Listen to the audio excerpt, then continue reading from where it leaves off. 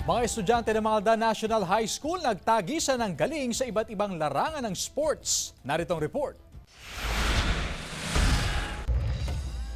Nagpasiklaban sa iba't ibang larangan ng sports ang mga estudyante ng Malda National High School sa isinagawang Sports Fest 2024. Football, badminton, sepak takraw at volleyball. Ilan lamang ito sa sports na sinalihan ng mga kalaho. Paraan ito ng pamunuan ng paaralan upang malinang ang kakayahan at mahasa ang galing ng mga estudyante sa larangan ng sports. Malaking tulong daw ito sa kalusugan at mental health ng mga estudyante. Sa mga iba po, kailangan din po nila maghanap ng bagay na sports sa kanila para po sa health nila, para hindi po sila mabilis magkasakit kagaya ko.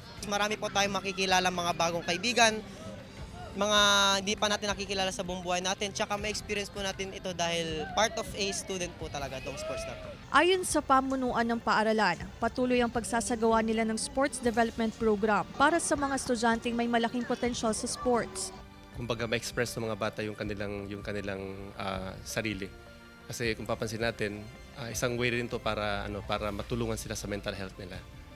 At the same time, syempre may mga bata tayo na gustong ma-discover din yung kanilang kakayanan sa larangan ng sports. Pagkakataon na rin ito ng pamunuan ng eskwelahan upang malaman at makilala ang mga estudyante na maaring isabak sa sports at posibleng kumatawan sa paaralan. Kasama si Henry Dominsil, Claire Lacanilao Dungka, One North Central Luzon.